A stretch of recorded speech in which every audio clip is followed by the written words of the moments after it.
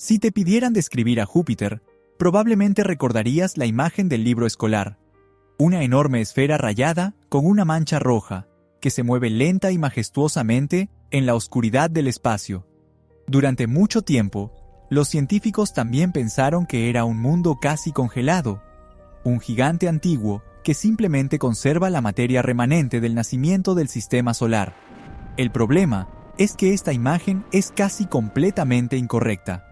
Júpiter es todo menos tranquilo y estático.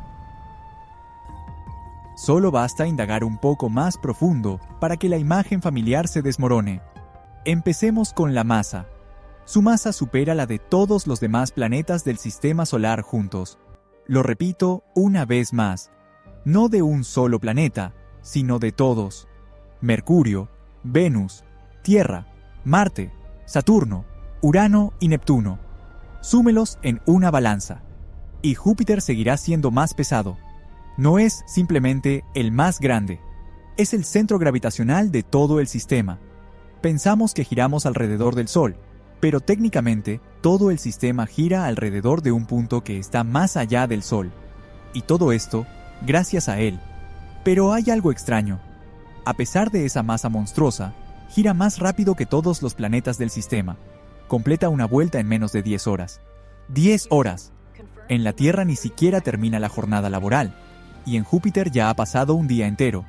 Esta velocidad vertiginosa aplana sus polos y lo hincha en el ecuador, convirtiéndolo en un gigantesco caldero hirviente. Y eso no es todo. Alrededor del planeta hay algo invisible pero inmenso, su campo magnético. Es tan poderoso y extenso que si fuera visible para el ojo humano, ocuparía en el cielo nocturno más espacio que la luna llena. Veríamos en el cielo dos discos gigantescos, uno brillante y otro fantasmal, pero la paradoja principal, que llevó a los científicos a replantear todo lo que sabían, es el calor. Júpiter está 5 veces más lejos del Sol que la Tierra. Solo recibe una pequeña fracción de la energía solar. Sin embargo, emite al espacio más energía de la que recibe de esa estrella distante, como si en su interior escondiera una fuente propia de calor. No es solo un planeta que refleja luz, es un mundo que se calienta a sí mismo. Funciona según sus propias leyes internas, no según las reglas que le impone el Sol. Un planeta sin superficie sólida puede convertirse en el guardián de la vida. Hoy recorreremos toda la historia de Júpiter, desde su nacimiento, que marcó el destino de la Tierra, hasta la inmersión de una sonda en su profunda atmósfera, un evento que cambió por completo nuestras teorías. Veremos cómo el fuego interior del gigante alimenta un sistema entero de mundos, incluidos satélites con océanos bajo el hielo, y trataremos de entender por qué este planeta terminó lejos de donde realmente debería haberse formado. ¿Cómo surgió entonces este gigante que vive bajo sus propias reglas y no las del Sol? Su historia comenzó en el caos y definió el destino de todo el sistema solar, incluyendo nuestro propio planeta. Hace 4.500 millones de años no existían planetas, ni órbitas, ni un orden familiar. Alrededor del joven y furioso Sol giraba un enorme y turbulento disco de gas y polvo, los restos de su propio nacimiento. Una nebulosa cósmica, caos absoluto.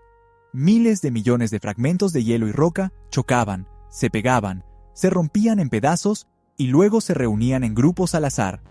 Un juego despiadado de supervivencia, y en él gana quien crece más rápido. Júpiter fue el primero en formarse. Se convirtió en el centro gravitacional de ese caos, atrayendo con avidez gas y polvo, mientras los demás apenas comenzaban a unirse en algo sólido. El primogénito del sistema solar. Debido a su composición, casi por completo de hidrógeno y helio, como el Sol, durante mucho tiempo se le consideró una estrella fallida, como si nuestro sistema pudiera tener una segunda, tenue luz, y realmente le faltó muy poco. Si hubiera sido varias veces más masivo, la presión en su núcleo habría iniciado reacciones termonucleares, pero se quedó justo en la puerta, quedó como un planeta. Sin embargo, Su nacimiento fue verdaderamente ardiente. A medida que se comprimía y acumulaba masa en su interior, liberaba una enorme cantidad de calor, no por fusión nuclear, sino por la gravedad. Y parte de esa energía primordial sigue almacenada en su interior hasta hoy. Así se explica el enigma del capítulo anterior. Emite más energía de la que recibe del Sol, porque aún se está enfriando tras su violento nacimiento. Pero lo más importante es que, al aparecer tan temprano, no solo ocupó un lugar, empezó a imponer las reglas para todos los demás. Los científicos creen que sin un Júpiter precoz, el sistema solar se vería completamente diferente. Su gravedad funcionaba como un regulador cósmico. Despejaba ciertas órbitas, expulsando los escombros sobrantes fuera del sistema, y estabilizaba otras, creando zonas seguras donde podían formarse otros mundos con tranquilidad. Es posible que sin él, las órbitas estables de los planetas interiores ni siquiera se hubieran formado, incluida la Tierra. Nuestra tranquila y azul planeta es, en cierto sentido, un efecto secundario del nacimiento oportuno de su hermano mayor. Él es el arquitecto de nuestro hogar. Parece una historia simple y lógica. Nació primero, acumuló gas y puso todo en orden. Pero en 1995, esta imagen clara se desmoronó. Una sonda especial, que se separó de la nave Galileo, realizó un descenso suicida en la atmósfera del gigante. Transmitió datos durante solo 57 minutos, hasta que la aplastó una presión monstruosa. Pero en ese breve tiempo, logró enviar a la Tierra una verdadera bomba. La sonda detectó en la atmósfera concentraciones elevadas de elementos pesados, argón, kriptón, xenón. A primera vista, química aburrida. Para los astrónomos, un impacto. Aquí está el problema. Estas sustancias se condensan, pasan de gas a partículas sólidas, solo a temperaturas extremadamente bajas, mucho más frías que las que existen en la actual órbita de Júpiter. Encontrarlas allí es como hallar un iceberg en el desierto del Sahara. No podría haberse formado allí. Esta pista indicaba claramente dos opciones. O Júpiter nació en un lugar muy distinto al que hoy vemos, en los límites helados y remotos del sistema, y luego migró hacia el Sol. O de alguna manera, como una gigantesca aspiradora, recogió estas sustancias de las fronteras más frías. La simple historia de su origen se convirtió en un misterio por resolver. Así que este gigante se formó temprano, influyó en todo nuestro sistema y quizá recorrió la Vía Láctea en su migración. Pero, ¿qué es hoy en día? Si pudiéramos viajar hasta su centro, ¿qué encontraríamos? La respuesta es a la vez sencilla y absolutamente insondable. ¿Qué veríamos si nos acercáramos al centro de Júpiter? La respuesta sorprende por su sencillez. Nada. Vacío, porque no tiene una superficie en el sentido que conocemos en la Tierra o incluso en Marte. Aquí no es posible señalar un punto donde termine la atmósfera y comience el planeta. Lo que observamos en las fotografías, esas franjas pintorescas y remolinos, es solo la capa superior y delgada de nubes hechas de amoníaco e hidrógeno sulfurado. Si cayeras a través de ellas, caerías para siempre. Júpiter no tiene una corteza rocosa oculta bajo las nubes donde puedas aterrizar. Simplemente te sumergirías cada vez más profundo en un océano infinito y cada vez más denso de gas. Al principio, sería como volar a través de una niebla, pero con cada kilómetro, la presión aumentaría a una velocidad monstruosa y la temperatura subiría. Muy pronto, la atmósfera se volvería densa como el agua y luego como metal fundido. En cierto momento, el hidrógeno, el componente principal del planeta, deja de comportarse como un gas común. Se comprime, se densifica y cambia a un estado que los científicos llaman primero líquido y luego metálico. Ya no es ni gas ni líquido. Es algo completamente distinto. Una sustancia exótica que existe bajo presiones de millones de atmósferas. No caerías al fondo, te convertirías en parte de ese fondo. ¿De dónde proviene tanta energía en este abismo sin fondo? ¿Por qué un planeta tan alejado del Sol hierve como un caldero en ebullición? Aquí está la clave del misterio que dejamos en el primer capítulo. Júpiter emite al espacio casi el doble de energía de la que recibe del lejano Sol. Esto sucede porque en su interior se libera constantemente el calor acumulado desde la formación del planeta. Este proceso se llama contracción gravitacional y sigue ocurriendo en este momento. Júpiter todavía se comprime lentamente bajo su propio peso, y esa compresión genera una cantidad enorme de calor. Ese es su motor interno.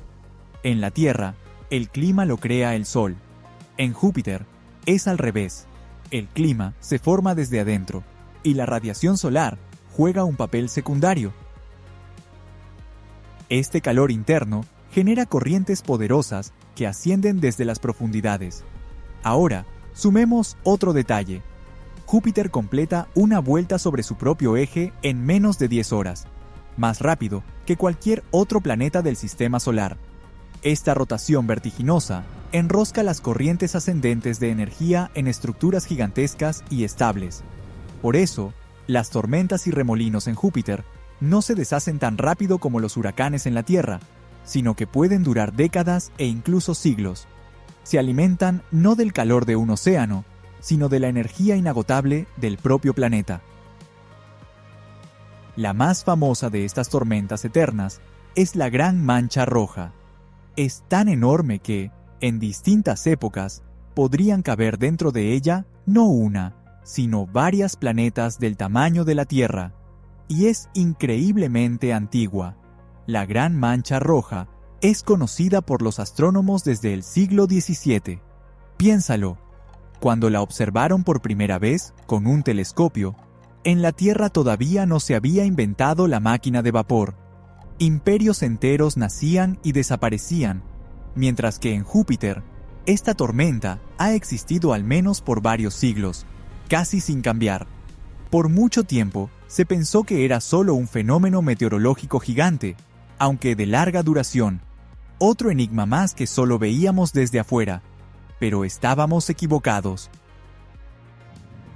Todo cambió cuando la nave Juno llegó al planeta. Sus instrumentos lograron mirar debajo de las nubes, y lo que descubrieron cambió por completo las ideas previas. Se supo que la mancha no es una simple ondulación superficial. Se extiende profundamente en la atmósfera, a cientos de kilómetros. No es solo un huracán. Es un gigantesco remolino tridimensional que tiene sus raíces en el interior del planeta. Pero el hallazgo más importante se dio cuando Juno midió la temperatura en la base de ese remolino. Resultó que allí hace mucho más calor que en las capas circundantes. Esto indica que el remolino está conectado con corrientes profundas de energía y materia. Literalmente, extrae calor del interior de Júpiter. Por eso, puede mantenerse activo por tanto tiempo. No es simplemente una tormenta. Es el escape visible del motor interno del planeta. Este motor interno no solo genera tormentas visibles. En lo profundo, donde el hidrógeno se convierte en metal, crea algo invisible, pero tan poderoso que su imperio se extiende mucho más allá de la órbita de Saturno. Esta fuerza invisible es su imperio. Júpiter es el objeto magnético más poderoso del sistema solar. No es solo un planeta, es un cuerpo único. Su campo magnético es 20.000 veces más intenso que el de la Tierra. Si pudiéramos verlo a simple vista, ocuparía en el cielo nocturno un espacio varias veces mayor que la luna llena. Una burbuja gigante y resplandeciente, dentro de la cual la Tierra con todos sus satélites sería apenas un pequeño detalle. Esta zona de influencia se llama magnetosfera, y es colosal. La magnetosfera de Júpiter se extiende por millones de kilómetros, y su cola, estirada por el viento solar, se aleja mucho más allá de la órbita de Saturno.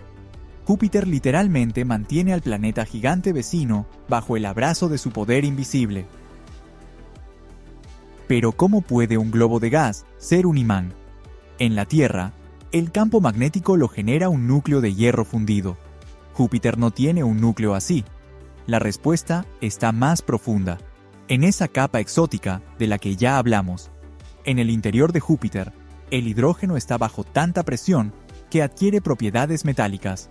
Este hidrógeno metálico conduce la electricidad como un cable de cobre. Ahora, súmale la rotación. La rápida velocidad de giro del planeta pone en movimiento esta sustancia conductora y crea un gigantesco dínamo. En esencia, en el centro de Júpiter funciona una central eléctrica del tamaño del planeta y nunca se detiene. Pero este imperio invisible no es un espacio vacío. Interactúa activamente con todo lo que entra en él. Y el ejemplo más dramático es la danza de Júpiter con su satélite grande más cercano, Io. Io es un mundo volcán, el objeto más geológicamente activo de todo el sistema solar. Su superficie está en constante erupción, expulsando toneladas de material al espacio. Azufre, oxígeno, de todo un poco. Estas partículas no se pierden en el vacío. Son inmediatamente atrapadas por el campo magnético de Júpiter. El planeta gigante, como una aspiradora cósmica, atrae todo lo que expulsa su satélite y lo hace girar a su alrededor. Por eso se forma alrededor de Júpiter un denso toro de plasma, un gigantesco anillo invisible de gas incandescente que rota junto con el planeta. Io alimenta constantemente esta estructura, mientras que Júpiter la mantiene con su inmenso poder. Ya no es solo un planeta y su luna, es un sistema electromagnético complejo y unificado, donde un cuerpo crea directamente el entorno alrededor del otro. Y dentro de este toro, el nivel de radiación es tan alto que puede dañar la electrónica de cualquier nave que se atreva a permanecer demasiado tiempo allí. Durante mucho tiempo, los científicos consideraron que este modelo de dínamo era bastante elegante y completo. Pero, como suele ocurrir, la realidad resultó ser más compleja. Cuando la misión Juno llegó al planeta con los instrumentos más avanzados, exploró el corazón mismo de este imperio invisible. Y esto fue lo que descubrió. El campo magnético de Júpiter no es homogéneo, es asimétrico, especialmente entre los hemisferios norte y sur. En algunos lugares, el campo es mucho más fuerte de lo que las predicciones indicaban. En otros, notablemente más débil. Esto significa que el mecanismo interno del dínamo es mucho más complejo de lo que imaginábamos, como si en el interior del planeta existieran ciertas irregularidades que distorsionan el campo, creando zonas anómalas extrañas. Una vez más, nos enfrentamos a un enigma oculto bajo las nubes. Durante siglos, solo pudimos conjeturar sobre estos procesos, pero a finales del siglo XX, llegó a Júpiter nuestro primer embajador permanente, una nave que no solo pasaría volando, sino que se quedaría por mucho tiempo, y sus descubrimientos cambiaron todo por completo. Este explorador se llamaba Galileo, y no solo pasó de largo, como sus predecesores, la sonda espacial. Galileo fue la primera en entrar en órbita alrededor de Júpiter y comenzar un estudio prolongado y sistemático del planeta y sus lunas. Se suponía que serían nuestros ojos y oídos en ese sistema tan lejano, pero ni siquiera sus creadores imaginaron el espectáculo cósmico que presenciaría aún antes de llegar. En 1994, mientras Galileo aún viajaba hacia su objetivo, ocurrió algo impensable. El cometa Shoemaker-Levy 9, desgarrado por la gravedad de Júpiter en una veintena de fragmentos, chocó contra él. Por primera vez en la historia de la humanidad, la gente pudo observar en vivo la colisión de dos grandes cuerpos del sistema solar. No fue solo un destello de luz, fue una serie de catástrofes que se desplegaron durante varios días. Fragmentos de un cometa, algunos de varios kilómetros de tamaño, entraron en la atmósfera de Júpiter uno tras otro. Cada impacto liberaba una energía comparable a cientos de millones de explosiones nucleares. columnas gigantescas de gas incandescente se elevaban a miles de kilómetros sobre las nubes, mientras que en el lugar del impacto quedaban cicatrices oscuras del tamaño de nuestro planeta. La nave Galileo, situada en una posición única, pudo observar lo que los telescopios terrestres no alcanzaban a ver: los mismos momentos de los impactos. Un cataclismo cósmico que habríamos esperado por millones de años se desarrolló justo frente a nuestro embajador. Pero eso era solo el comienzo.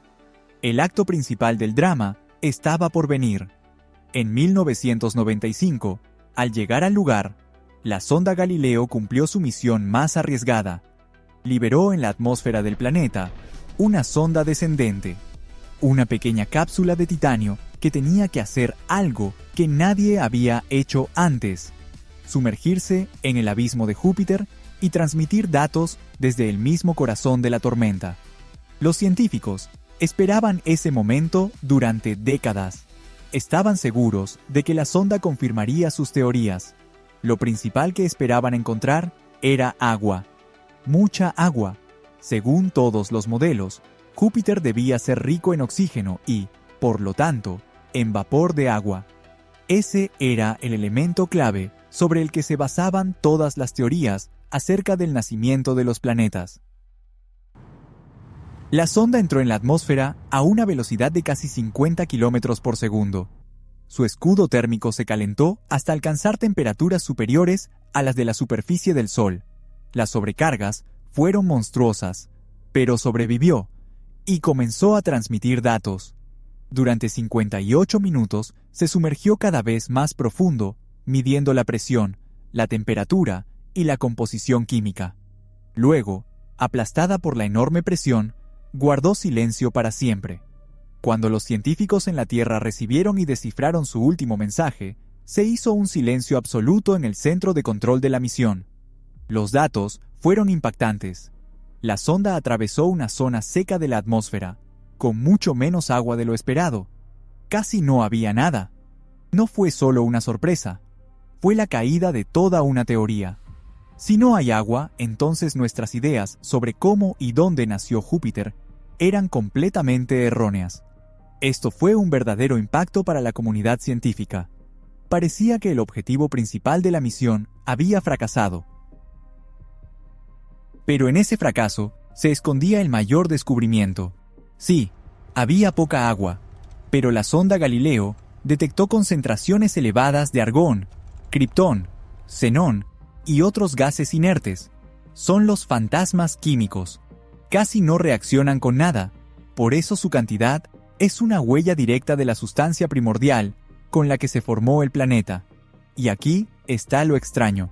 Para atrapar tantos de estos gases, Júpiter debió nacer en un lugar mucho más frío que su órbita actual.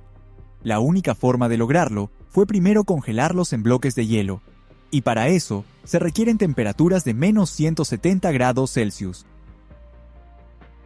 La misión Galileo destruyó la imagen de Júpiter como un gigante simple y comprensible. No pudo haberse formado donde lo vemos ahora. Nació en alguna región fría y remota del sistema solar, y luego, por razones desconocidas, migró hacia el Sol, limpiando y transformando todo a su paso. El fracaso en la búsqueda de agua se convirtió en una revolución en nuestra comprensión de toda la estructura del sistema solar. Pero eso no fue todo. Mientras los científicos se devanaban los sesos con los misterios de su atmósfera, la sonda Galileo orbitó durante años alrededor del planeta y llevó a cabo otra revolución: el estudio de los satélites de Júpiter. Fue esta misión la que reveló que Io es el cuerpo con mayor actividad volcánica del sistema solar, que bajo la superficie helada de Europa se oculta un océano global de agua líquida, y que Ganímedes, su satélite más grande, posee un campo magnético propio. Galileo demostró que los mundos más fascinantes del sistema de Júpiter no están en el planeta mismo, sino a su alrededor. Nos reveló todo un sistema solar en miniatura, donde cada satélite es una joya única. Este sistema solar en miniatura resultó ser mucho más extraño y variado de lo que cualquiera podría imaginar. Los satélites de Júpiter no son solo grandes masas de roca y hielo, son mundos completos, cada uno con su propio carácter, su propia geología y su destino. Viajar a través de ellos es saltar de una maravilla a otra. Comencemos con el más cercano a Júpiter. Se llama Io, y es la encarnación literal del infierno. Un mundo cubierto de azufre amarillo, rojo y negro. Un planeta de erupciones continuas. Io es el objeto más volcánicamente activo de todo el sistema solar. En su superficie operan cientos de volcanes y algunos lanzan columnas de materia incandescente a cientos de kilómetros, directamente al espacio. Pero si nos alejamos un poco, hacia el siguiente satélite, el infierno se transforma en su completo opuesto. Nos recibe Europa, una esfera helada, fría, silenciosa y casi perfectamente lisa. Su superficie está marcada solo por finas y largas grietas, como si alguien hubiera trazado cicatrices gigantescas sobre el hielo. Y bajo esta capa de hielo se esconde el misterio más grande y la esperanza principal del sistema de Júpiter. Los datos de la sonda Galileo no dejaron lugar a dudas. Bajo la superficie lisa de Europa hay un océano global de agua líquida. No un lago ni un mar, sino un océano entero que envuelve todo el núcleo de la Luna. Según estimaciones preliminares, su volumen podría superar al de todos los océanos de la Tierra juntos. Piénsenlo bien. En un pequeño satélite, lejos del Sol, en una oscuridad perpetua, hay más agua que en nuestro propio planeta. Un océano cálido y salado, protegido de la radiación cósmica por una gruesa capa de hielo. Y ese océano ha existido durante miles de millones de años. Continuamos avanzando. El siguiente mundo es Ganímedes, el satélite más grande de Júpiter, y en realidad, el satélite más extenso de todo el sistema solar. Es más grande que el planeta Mercurio y tiene una característica única. Posee un campo magnético propio. No es simplemente una luna. Es un planeta capturado por la gravedad de otro planeta. Y el más lejano de este cuarteto es Calisto, un mundo que parece congelado en el tiempo. Su superficie está densamente cubierta de cráteres y prácticamente no ha cambiado en miles de millones de años. Un relicto espacial, un archivo vivo que guarda las cicatrices de los primeros días del sistema solar. Y aquí surge una pregunta inevitable. ¿Cómo puede coexistir en un mismo sistema un infierno de fuego, un mundo helado con océano, un satélite planeta y un antiguo artefacto espacial? La fuente de su energía no es el Sol, que está demasiado lejos. La fuente es el propio Júpiter, más precisamente, su gravedad. Los satélites no solo giran alrededor del gigante, sino que bailan constantemente entre sí, sincronizados en una resonancia gravitacional perfecta.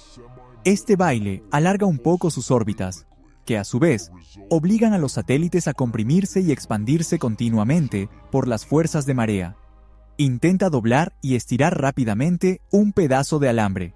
Se calentará. Eso mismo sucede aquí.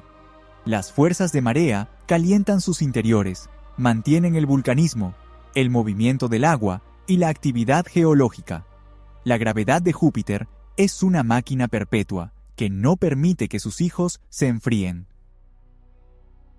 La misión Galileo nos regaló estos mundos, pero también reveló los límites de nuestro conocimiento.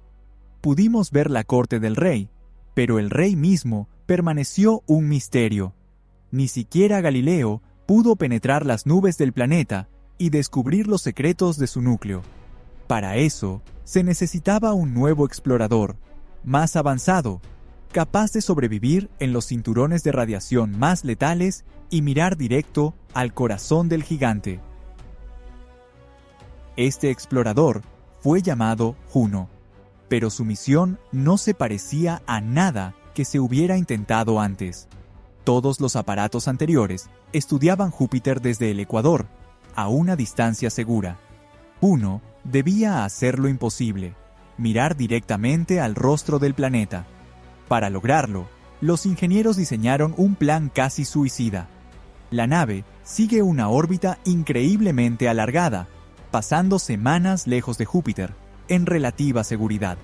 Luego, cada pocas semanas, realiza un rápido impulso. Pasa rozando la cima de las nubes, atravesando la densa zona de cinturones de radiación peligrosísimos, recolectando datos en apenas un par de horas. Es como si un buzo pudiera descender al fondo de la fosa de las Marianas solo por unos segundos, antes de que la presión lo aplaste. Cada uno de estos sobrevuelos es un juego con la muerte. Pero esta audacia permitió que Juno se convirtiera en la primera nave en empezar a investigar sistemáticamente el planeta desde una órbita polar. Y lo que descubrió allí no coincidió con ningún pronóstico científico. Estamos acostumbrados a la vista de Júpiter desde el ecuador, bandas rayadas y relativamente ordenadas. Parece lógico pensar que en los polos, donde la rotación frenética del planeta se siente con mayor intensidad, encontraríamos un caos absoluto e incontrolable. Pero la realidad es mucho más extraña y mucho más hermosa. En lugar de un revoltijo caótico de tormentas, allí se descubren estructuras ordenadas, ciclones gigantes que forman patrones geométricos estables. En el Polo Norte, 8 remolinos del tamaño de países rodean a uno central. En el Polo Sur, 5 gigantes similares giran alrededor de su líder. No se fusionan ni se dispersan. Mantienen la formación, como si fueran piezas de un colosal mecanismo vivo. No existe nada parecido en ningún otro planeta del sistema solar. ¿De dónde viene en la naturaleza esa inclinación por la geometría a escala de un mundo entero? Hasta ahora no hay respuesta. Pero la sorpresa más grande esperaba a los científicos no en el exterior, sino en el interior. Durante décadas, el modelo estándar para la estructura del gigante gaseoso parecía sencillo: un núcleo compacto y denso de roca y hielo en el centro, rodeado por un océano de hidrógeno metálico y una atmósfera gruesa, como el hueso de un durazno. La sonda Juno, al explorar la atmósfera a cientos de kilómetros de profundidad con sus instrumentos, solo debía precisar el tamaño de ese hueso. Y fue ahí donde todo se derrumbó. Resultó que Júpiter probablemente no tiene un núcleo compacto y bien definido, como los planetas rocosos. En cambio, en su interior, puede existir una zona difusa y extensa, una mezcla de elementos pesados con hidrógeno y helio. El núcleo no es sólido, sino que parece estar disuelto en las profundidades del planeta, extendiéndose casi hasta la mitad de su radio. Esto no es un detalle cualquiera. Cambia por completo la historia del nacimiento de Júpiter. Un núcleo difuso como ese solo pudo formarse en un caso, cuando, en los albores del sistema solar, el Júpiter recién nacido chocó con otro protoplaneta del tamaño de 10 tierras.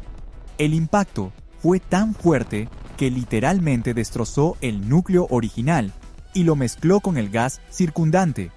¿Recuerdan el misterio del exceso de elementos pesados del que hablamos al principio? Aquí está la posible explicación. Júpiter no solo los recogió de la nebulosa, sino que absorbió el corazón de otro mundo. Y mientras más profundo observa Juno, más compleja se vuelve la imagen. El campo magnético de Júpiter no solo resultó ser extraordinariamente poderoso, sino también sorprendentemente asimétrico. Se genera a una profundidad menor de lo que se pensaba y posee extraños puntos calientes, especialmente en el hemisferio norte. La distribución del amoníaco y el agua en su atmósfera también es sumamente desigual, lo que indica un clima extremadamente complejo que se extiende por miles de kilómetros hacia el interior. Júpiter no es una cebolla ordenada con capas, sino un caldero hirviente donde todo está mezclado mucho más de lo que habíamos imaginado. Juno ha demostrado que mientras más nos adentramos, menos entendemos a Júpiter.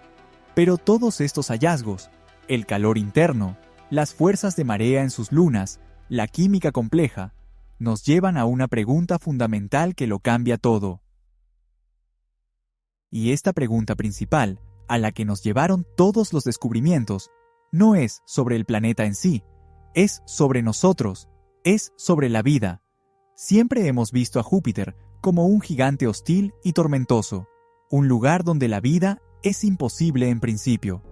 Y es cierto, Júpiter mismo difícilmente podría ser habitable, pero desempeña un papel clave como centro energético y gravitacional, creando las condiciones para la existencia de mundos potencialmente habitables a su alrededor. No es un hogar, es el motor que pone en marcha y calienta las casas vecinas. En ese sentido, Júpiter no es un mundo habitable, sino un mundo protector. Y la atención principal de los científicos, por supuesto, está en Europa. Bajo su capa de hielo, que tiene decenas de kilómetros de espesor, se oculta un océano global de agua líquida. Ya lo habíamos mencionado antes, pero ahora, al comprender las fuerzas de marea, entendemos de dónde proviene tanto calor en este reino helado. La gravedad de Júpiter comprime y estira constantemente el núcleo de Europa, calentándolo desde dentro, como si doblaras una y otra vez un alambre. Pruébalo ahora mismo. El metal se calienta. Así funciona este proceso. Ese calor es suficiente para mantener el agua en estado líquido durante miles de millones de años. Pero para la vida no basta con el agua. Se necesita energía y química. Y aquí comienza lo más extraño. Los científicos están convencidos de que en el fondo de ese océano pueden existir fuentes hidrotermales, equivalentes a los volcanes submarinos en la Tierra. Allí, en la oscuridad absoluta, bajo la presión de cientos de atmósferas terrestres, brotan de las fisuras del lecho rocoso chorros calientes y llenos de minerales. En nuestro planeta, estos lugares se consideran algunos de los posibles orígenes de la vida, oasis completos que existen sin un solo rayo de luz solar, alimentándose únicamente de la energía química del interior de la Tierra. Si la vida existe en Europa, probablemente se parezca a esto. Por eso mismo, el sistema de Júpiter cambió la forma en que entendemos la habitabilidad. Durante décadas, los astrónomos buscaron vida en la llamada zona de ricitos de oro, a una distancia de la estrella, donde no hace ni demasiado calor ni demasiado frío, para que en la superficie del planeta pudiera existir agua líquida. Pero Júpiter y sus lunas demostraron que esa regla no es absoluta. El agua puede mantenerse líquida lejos del Sol, siempre que haya otra fuente de energía, la gravedad del gigante planetario. Así, la luz solar dejó de ser la única condición necesaria. Ahora, veamos la otra cara de este descubrimiento. Si los océanos bajo el hielo pueden existir en las lunas de los gigantes gaseosos, entonces el número de mundos potencialmente habitables podría ser mucho mayor de lo que se pensaba antes. Casi cada estrella tiene sus propios gigantes gaseosos, y muchos de estos planetas cuentan con lunas heladas. Esto aumenta la cantidad de posibles cunas de vida en nuestra galaxia, no solo por un factor pequeño, sino por órdenes de magnitud. Miles de millones de nuevas oportunidades para que en algún lugar haya surgido al menos una forma de vida sencilla. Y aquí volvemos al principio, al gigante que nació primero, que marcó el destino de todo el sistema, que protegió la Tierra de cometas y que aún conserva el calor original de su formación. Ahora sabemos que su historia no es solo la biografía del planeta más grande, es la historia de cómo pueden surgir focos inesperados de vida en el universo. En las próximas décadas, nuevas misiones viajarán a Europa y Ganímedes para intentar explorar bajo el hielo. Y si encuentran aunque sea rastros de microorganismos simples, será el mayor descubrimiento en la historia. Si eso sucede, Júpiter entrará para siempre en la historia, no solo como el planeta más grande del sistema solar, sino también como uno de los protagonistas clave en la búsqueda de la respuesta a la pregunta más antigua de la humanidad. ¿Estamos solos en el universo?